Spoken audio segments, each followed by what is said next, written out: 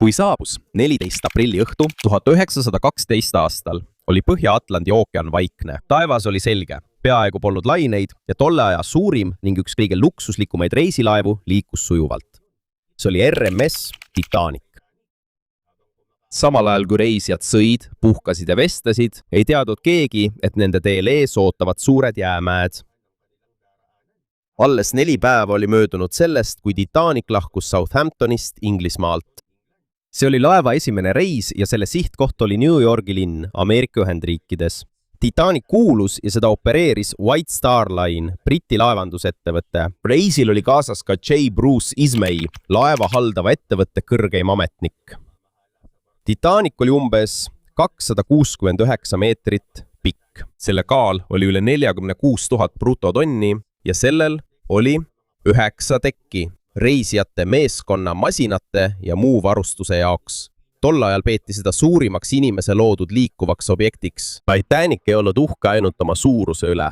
Sellel olid elektrituled, liftid, bassen, spordisaal, Türgi-saun, suured söögisaalid ja luksuslikud toad. Rikastele reisijatele oli see nagu luksushotell, mis hõljub keset merd. Kuid kõigi pardalolijate elu ei olnud ühesugune. Reisijad jagati esimesse, teise ja 3. klassi. Esimeses klassis reisisid mõned tolle aja kõige rikkamad inimesed. Nende hulka kuulus ka John Jacob Astor 4.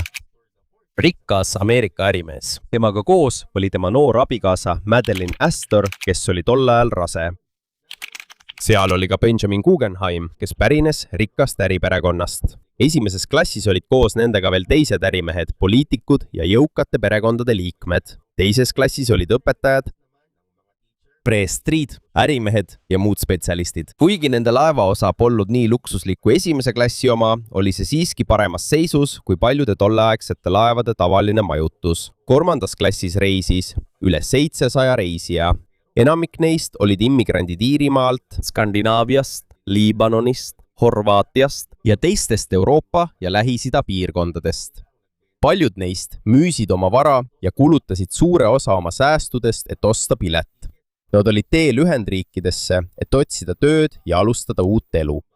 Kokku oli Titanicul pardal üle 2200 reisija ja meeskonna liikme. Reisijate seas oli üle 300 esimese klassi reisija, üle 200 teise klassi reisija ja üle 700 3. klassi reisija. Nende elujärg oli erinev, kuid kõik nad usaldasid laeva, millega nad sõitsid. Titanic oli suur ja sellel oli 16 veekindlat sektsiooni. Need osad olid hoolikalt ehitatud. Need olid loodud selleks, et takistada vee levikut, kui mõni osa laevast saab kahjustada. Tänu oma suurusele ja kaasaegsele disainile levis veendumus, et Titanic on väga turvaline. Mõned ajalehed kirjeldasid seda isegi kui peaaegu uppumatut. Seetõttu polnud enamikul reisijatest 14. aprillil põhjust karta. Laev liikus kiiresti ja sujuvalt. See saavutas kiiruseks umbes 21 sõlme ehk ligi 39 kilomeetrit tunnis. See oli peaaegu Titanicu tavapärane maksimaalne kiirus selle reisi jaoks. Kuid samal ajal, kui inimesed laevas olid rahulikud, jõudsid järjestiku hoiatused jää kohta. Umbes kell 9 hommikul sai kapten Edward Smith, Titanicu kapten, sõnumi laevalt Caronia. See hoiatas jäämägede ja ulatuslike jääväljade eest Põhja-Atlandil. Umbes kell 13.42 saabus veel üks sõnum laevalt Baltic. Peatati, et marsruudi lähedal lähti palju jäämägesid ja tihedat jääd. Kapten Smith luges hoiatuse läbi. Ta näitas seda ka J. Bruce Ismay'le, enne kui hoiatus hiljem laeva kaardiruumi pandi. Mõni minut hiljem jõudis Titanicu raadioruumi sõnum laevalt Ameerika. See laev nägi 2 suurt jäämäge samas Atlandi piirkonnas, kuhu Titanic oli lähedal jõudmas. Kuid seda teadet ei edastatud enam ohvitseridele sillal. Sild on koht, kus viibivad kapten ja ohvitserid, kes juhivad laeva suunda ja kiirust. Seega, kui oluline hoiatus sinna ei jõua, see ei pruugi nende otsustesse kaasatud saada. Umbes kell 19.30 sai Titanic veel ühe sõnumi, mis teatas, et ees on 3 suurt jäämäge. Ja kui kell sai 21.40, saabus kõige olulisem hoiatus laevalt Mesaba. Selle sõnum oli selge. Paljud suured jäämäed ja paks jää asuvad täpselt selles mereosas, kuhu Titanic suundub. Aga ka see hoiatus ei jõudnud kohale. ei kapten Smithile ega teistele ohvitseridele sillal. Sel ajal olid traadita sideoperaatorid Jack Phillips ja Harold Pride hõivatud. Neil oli palju reisijate isiklikke sõnumeid, mis tuli saata Cape Race'i, mis on sidejaam Newfoundlandi Kanadas. Tavalise laeva töötaja peamine ülesanne polnud veel olla traadita sideoperaator. Nad töötasid Marconi kompanii heaks ja suur osa nende tööst oli lihtsalt reisijate tasuliste sõnumite edastamine. Seetõttu, kuna neil oli nii palju tööd kuhjunud, jäeti mesaba hoiatus kõrvale. Kuigi Titanic oli juba väga lähedal jääga kaetud alale, ei tähendanud see, et keegi ohust ei teadnud. Mõnel ohvitseril oli kästud merd hoolikalt jälgida, kuid Titanic liikus siiski kiiresti, sest taevas oli selge ja meri rahulik. Tollaste ohvitseride arvates oli jäämäge lihtsam märgata, kui ilm oli hea, kuid liiga rahulik meri peitis endas varjatud ohtu. Kui on laineid, löövad need vastu jäämäe alust ja tekitavad valgeid mulle. Need mullid aitavad jääd näha isegi pimedas, kuid tol ööl polnud peaaegu üldse laineid. Samuti polnud kuud, mis oleks võinud merd valgustada. Seega, kuigi taevas oli selge, oli kauguses tumedat kuju raske märgata. Kui Titanic jätkas oma kiiret teekonda, jätkus ka laeval tavapärane elu. Rikkad reisijad sõid õhtust. Pered puhkasid ja laeva kõige kõrgemal osal. 2 vahimeest vaatasid jätkuvalt pimedat merd. Nad ei olnud veel jäämäge näinud, aga Titanic lähenes sellele kiirusega üle 21 sõlme. Sel ajal ei aeglustanud suured laevad tavaliselt kohe, kui jäämäest teatati.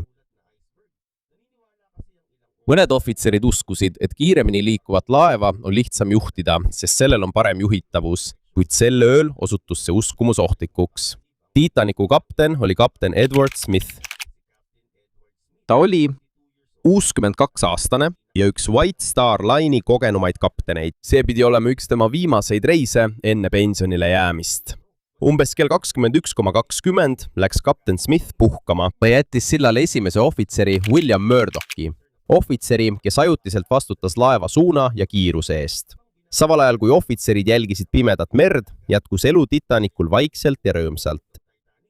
Esimese klassi õhtusöök oli lõppenud.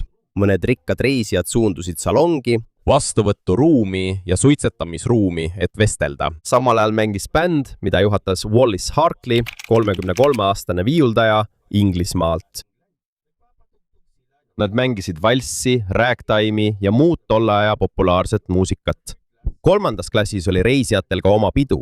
Mõned tantsisid, laulsid ja mängisid akordionit. Paljud neist olid elevil, sest arvasid, et nad on peagi alustamas uut elu Ameerika Ühendriikides. Aga kui kell sai 11.30 õhtul, muutus laev järk-järgult vaikseks. Paljud reisijad magasid juba oma kajutites. Väljas oli väga pime ja väga külm. Tekill oli temperatuur umbes -2 kraadi Celsiuse järgi. Kuu ei paistnud, peaaegu polnud tuult ja ükski laine ei löönud jäämägede pihta. Vahitorni, mis asub laeva eesosas kõrgel, olid valves Frederick Fleet ja Reginald Lee. Nemad olid 2 vaatlejat, kelle ülesandeks oli otsida eespoolt kõiki võimalikke ohte. Neil polnud binokleid, sest selle kasti võti oli enne Titanicu lahkumist Southamptonist maha jäänud, kuid pole kindel, kas binoklid oleksid aidanud kokkupõrget vältida. Pimedal ööl vaatlejad kasutasid tavaliselt esmalt oma silmi, et neil oleks laiem vaateväli. Umbes kell 23.40 märkas Frederick Fleet laeva ees tumedat kuju. See oli jäämägi. Ta helistas 3 korda hoiatuskella, see tähendas, et otse ees on oht. Ta helistas kohe sillale ja ütles, jäämägi otse ees. Esimene ohvitser Murdoch reageeris kiiresti. Ta käskis Titanicul pöörata vasakule ja muuta mootorite tööd. Laev hakkas pöörama, kuid jäämägi oli juba liiga lähedal. Titanicu esiosa pääses mööda, kuid laeva parem külg riivas vee all jäämäge. Kokkupõrge kestis vaid mõne sekundi. Enamik reisijaid ei tundnud midagi erilist. See oli nagu kerge vibratsioon põrandal. Mõned ei ärgaludki üles. Mõned nägid, kuidas väikesed jääkamakad kukkusid tekile. Nad arvasid, et sellel pole suurt mõju, kuid laeva all juhtus midagi palju hullemat. Jäämägi ei teinud pikka lahtist lõiget. Selle asemel paindusid mõned terasplaadid ja nende ühenduskohad avanesid. Selle tõttu vesi tuugis kiiresti laeva eraldatud sektsioonidesse. Titanicul oli 16 veekindlat sektsiooni. See suutis vee peal püsida isegi siis, kui kuni 4 esimest sektsiooni olid veega täitunud. Kuid kokkupõrke tõttu tungis vesi vähemalt 5 sektsiooni, kui laeva esiosa muutus raskemaks. Voolas vesi ühest sektsioonist järgmisesse. Veekindlad seinad polnud piisavalt kõrged, et seda takistada. Kapten Smith naasis kohe sillale. Koos temaga oli Thomas Andrews, 39-aastane laevaehitusinsener, kes aitas Titanicut projekteerida. Nad uurisid isiklikult kahjustusi. Andrews tundis laevaehitust väga hästi. Kui ta nägi, kui palju sektsiooni oli üle ujutatud, sai ta kohe aru, mis juhtuma hakkab. Titanicut ei ole enam võimalik päästa. Andrews selgitas kapten Smithile, et laev võib vee peal püsida vaid umbes 1,5 kuni 2 tundi. Selle peale andis kapten Smith käsu päästepaadid valmis panna ja reisijad üles äratada. Siin ilmes veel üks suur probleem. Titanicil oli ainult 20 päästepaati, aga neisse mahtus vaid umbes 1178 inimest. Samas kui laevas oli üle 2200 inimese. See tähendab, et isegi kui kõik päästepaadid täis saavad, jääb ikka üle 1000 inimese maha. Titanic ei rikkunud seadust. Tegelikult oli sellel rohkem päästepaate, kui tollased Briti ohutusreeglid nõudsid. Probleem oli selle, et need reeglid tehti 1894 aastal. Enamik laevu olid tol ajal väiksemad. Neid reegleid ei uuendatud selliste hiiglaslike laevade jaoks nagu Titanic. Tollal arvati ka, et päästepaate kasutatakse ainult selleks, et viia reisijad lähedal asuvale päästelaevale. Seaduste tegijad ei osanud ette näha, et kõik suure laeva pardal olijad tuleb korraga evakueerida keset ookeani. Titanic saatis hädasignaali. Üks neist, kes selle kätte sai, oli RMS Carpathia, reisilaev, mis asus umbes 58 miili kaugusel. Carpathia pööras kohe ümber ja liikus nii kiiresti kui suutis, kuid isegi täiskiirusel kulus veel mitu tundi, enne kui ta Titanicule jõudis. Titanicul oli jäänud vaid umbes 2 tundi enne täielikku uppumist. Päästepaatide vette laskmine algas, kuid protsess oli kaootiline. Paljud reisijad ei uskunud kohe, et laev tõesti upub. Nad ei tahtnud lahkuda soojast ja valgustatud Titanicust, et minna väikesele paadile pimedas ja jäises meres. Ka ohvitseride selgitused polnud ühesugused selle kohta, kui palju inimesi võib igasse päästepaati ootult võtta. Seetõttu lasti umbes kell 12:45 öösel vette päästepaat number 7, kuigi see polnud täis. Sellest oleks mahtunud umbes 65 inimest, kuid pardal oli vaid 28 inimest. Kui esimene päästepaat eemaldus, jäi tekile veel väga palju reisijaid. Enamik neist ei saanud veel aru, et Titanicu viimane tund oli juba alanud. Kui päästepaate vette lasti, ei uskunud paljud reisijad ikka veel, et Titanic tõesti upub. Laev oli veel valgustatud, orkester mängis veel ja põrand nende jalge all oli peaaegu horisontaalne. Nende jaoks oli palju hirmutavam istuda väikesesse päästepaati, mis lastakse ligi 20 meetri kõrguselt alla pimedasse ja jäisesse merre. Selle tõttu keeldusid mõned reisijad päästepaati minemast, teised läksid isegi tagasi oma kajutitesse. 3. klassi reisijate olukord oli veelgi raskem. Kas nad olid laeva teises osas ja nende toad olid paaditekist kaugel, kus päästepaadid asusid? Nad pidid läbima palju treppe ja ühendatud koridore. Paljud neist ei tundnud laeva hästi ja mõned ei saanud ka inglise keelest eriti aru. Laeva erinevaid osi eraldasid ka tõkked. Siiani vaieldakse selle üle, kas väravad jäeti tahtlikult kohe avamata või oli see lihtsalt segaduse ja juhiste puudumise tulemus. Kuid tulemus oli selge. Ligikaudu 62 esimese klassi reisijat pääsesid eluga. Teises klassis oli see 41%, kuid 3. klassis oli see vaid 25%. Kogu meeskonnast pääses eluga vähem kui 24%. Üks päästepaadile pääsenutest oli J. Bruce Ismay, White Star Line'i tegevdirektor. Ta astus kokkupandavale päästepaadile C enne selle vette laskmist. Kuna ta oli Titanicu omanikfirma üks kõrgeimaid ametnikke, pärast tragöödiat sai ta tugevat kriitikat. Kuid Briti uurimise kohaselt aitas Ismay esmalt teisi reisijaid paati. Ta läks ise päästepaadile alles siis, kui see alla lasti, ja selle kõrval enam kedagi ootamas polnud. Siiski ei kadunud kunagi küsimus, kas oli õige, et ettevõtte kõrge ametnik pääses eluga, samal ajal kui üle 1500 inimese hukkus. Samal ajal mängis Wallace Hartley bänd jätkuvalt paaditekil. Nad tegid seda selleks, et vähendada hirmu ja segadust, kui reisijaid evakueeriti. Nad mängisid populaarseid valsse ja religioosseid hümne, samal ajal kui laeva vöör jätkuvalt vajus. On kuulus lugu, et nende viimane pala oli Nearer my God to today. Kuid ellujäänute mälestused erinevad, nii et pole kindel, kas oli tõesti nende viimane laul. Selge on see, et nad mängisid nii kaua, kui suutsid. Ükski 8 bändiliikmest ei pääsenud eluga. Hirmu keskel otsustasid mõned reisijad panna oma perekonna esikohale. John Jacob Astor viis oma raseda naise Madeline'i päästepaati number 4. Ta palus, et saaks oma naisega kaasa minna, kuna tema abikaasa oli rase. Kuid teda ei lubatud, sest tol ajal eelistati päästa naisi ja lapsi.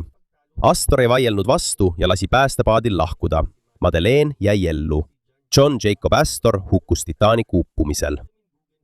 Benjamin Guggenheim aitas esmalt naistel päästepaadile minna. Kui ta nägi, et tema enda ellujäämisvõimalused on väikesed, vahetas ta koos oma assistendiga riided. Nad panid selga oma parimad ülikonnad. Ühe teenri sõnul ütles Guggenheim, et nad on valmis surema härrasmeestena.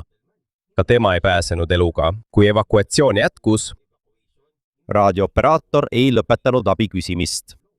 Jack Phillips ja Harold Bride saatsid jätkuvalt hädasignaale, isegi kui vesi juba sisse tungis ja elekter hakkas kaduma. Phillips jäi raadioaparaadi juurde peaaegu viimase hetkeni. Tema ei pääsenud eluga, Bride aga jõudis kummuli pööratud kokkupandava päästepaadini ja jäi ellu, kuigi tema seisund oli raske. Umbes kella 2 paiku varahommikul oli Titanicu vöör juba vee all. Kui laeva vöör vajus sügavamale, tõusis laeva ahtriosa järjest kõrgemale. Inimesed hakkasid tekil libisema. Nad klammerdusid reelingute, köite ja kõige külge, millest oli võimalik kinni hoida. Laeva sees paiskusid lahti lauad, voodid, masinad ja muud rasked esemed. Need kukkusid vajunud vööri suunas, kuid tuled põlesid endiselt edasi. Titanicu alumises osas jäid inseneride elektrikud oma kohtadele. Nad hoidsid generaatorid töös, pumbad ja tuled töös, et aidata üleval evakuatsiooni. Ükski Titanicu peainseneridest ei pääsenud eluga. Umbes kell 2:18 öösel kustusid tuled lõplikult. Kuna laeva vöör oli vee all ja ahter kõrgel üleval, Titanicu kere ei suutnud enam taluda tohutut raskust ja survet. Laev murdus 2 suureks osaks. Esimesena vajus vee alla vöör. Laev murdus 2 suureks osaks surve tõttu. Esimesena vajus vee alla vöör. Arvatakse, et see vajus Põhja-Atlandi ookeani põhja, kus sügavus on üle 3800 meetri. Titanicu ahter ehk tagaosa jäi korraks veel pinnale. Pärast seda hakkas ka see vajuma. 15. aprilli varahommikul kell 2:20 1912 aastal kadus Titanic lõplikult merepinnalt. Umbes 2 tundi ja 40 minutit oli möödunud sellest, kui see jäämäega kokku põrkas. Üle 1000 inimese jäi jäisesse vette. Meretemperatuur oli hinnanguliselt -2 kraadi Celsiuse järgi. Sellise külmaga nõrgeneb keha kiiresti. Vaid mõne minutiga inimesel on juba raske liikuda ja hingata. Paljud kaotasid teadvuse enne abi saabumist. Mõnes päästepaadis oli veel vabu kohti, kuid enamik neist ei pöördunud kohe tagasi. Päästepaadis olnud inimesed kartsid, et kui liiga paljud korraga paati haaravad, võib tekkida kaos ja paat ümber minna. 5. ohvitser Harold Lowe korraldas päästepaadi number 14 tagasipöördumise. Ta viis esmalt mõned inimesed sellest paadist teistesse päästepaatidesse, enne kui ta naasis Titanicu uppumiskohta. Aga oli juba hilja. Nad suutsid veest elusana päästa vaid 4 inimest ja 1 neist suri enne, kui päästelaev kohale jõudis. Päästepaatidest kuulsid ellu jäänud merre jäänud inimeste karjeid. Karjed muutusid järjest vaiksemaks ja vaiksemaks. Siis jäi ümbrus vaikseks. Umbes kell 2 hommikul saabus RMS Carpathia. See oli laev, mis reageeris kohe Titanicu hädasignaalile. Carpathia meeskond valmistas ette tekid, kuumad joogid, ravimid ja kohad vigastatute jaoks. Ellujäänud toodi päästepaatidest ükshaaval laevale. Üle 700 inimese päästeti, kuid üle 1500 hukkus. Nende hulgas oli ka kapten Edward Smith, Titanicu kapten, ja Thomas Andrews, merearhitekt, kes aitas laeva projekteerida. Kui uudis levis, oli kogu maailm šokeeritud. Mitte ainult seetõttu, et nii paljud inimesed hukkusid, vaid ka sellepärast, et Titanicut peeti moodsa inseneritöö sümboliks. See näitas, et ükskõik kui suur ja arenenud üks masin ka poleks, see võib ikkagi ebaõnnestuda, kui otsused on valed ja ohutusmeetmed puudulikud. Ameerika Ühendriigid ja Suurbritannia viisid läbi eraldi uurimised. Nad uurisid Titanicu kiirust ja jäähoiatuste käsitlemist, päästepaatide puudust, ohvitseeride tegevust ja segast evakuatsiooni. Kedagi ei esitatud kriminaalsüüdistusega. Aga meresõidureeglid muutusid. Pärast tragöödiat kehtestati rangemad rahvusvahelised ohutusreeglid. Reisilaevadel peab olema piisavalt päästepaate ja päästevarustust. Samuti muutusid regulaarne hädaolukorra õppus veelgi olulisemaks. Katkematu raadioühendus ja korralik jäämägede jälgimine. Rahvusvaheline jääpatrull loodi ka selleks, et jälgida jäämägesid Põhja-Atlandil ja anda seal läbivatele laevadele hoiatusi. Seega ei olnud jäämägi ainus põhjus, miks Titanic uppus. Paljud probleemid juhtusid korraga. Oli hoiatusi, mis ei jõudnud kohe sillale. Laeva kiirust ei vähendatud eriti. Päästepaate ei olnud kõigile piisavalt. Mõned päästepaadid lasti vette enne, kui need täis said. Ja paljusid reisijaid ei teavitatud ega õpetatud kohe, kuhu nad minema peavad. Kõiki sellel ööl tehtud otsuseid ei peetud 1912 aastal valedeks. Kuid tragöödia näitas, et vanad ohutusreeglid ei olnud enam piisavad nii suure ja kaasaegse laeva jaoks. See on Titanicu kõige olulisem õppetund. Ei piisa sellest, kui arvame, et miski on ohutu lihtsalt sellepärast, et see uus, suur või tehtud parima tehnoloogiaga. Ikka tuleb valmistuda kõige halvemaks, mis võib juhtuda, sest mõnikord ei põhjusta tragöödiat mitte üks suur viga. Paljud väikesed probleemid, mida kohe ei lahendata, võivad kokku kuhjuda, kuni pole enam võimalik katastroofi ära hoida. Nii et sinu arvates, kellel lasub juhtunu eest kõige suurem vastutus? Kas kapten Edward Smithil, sest ta ei vähendanud Titanicu kiirust piisavalt? Kas White Star Line'il, sest päästepaate polnud kõigile piisavalt? Või vanadel ohutusreeglitel, mis ei käinud uute laevade suuruse ja kiirusega kaasas? Rohkem kui 100 aastat on möödas, kuid vastust arutatakse siiani. On selge, et Titanicul ei saanud saatuslikuks ainult jäämägi. Koos laevaga huppus ka inimeste liigne usaldus laeva vastu, mida peeti peaaegu uppumatuks.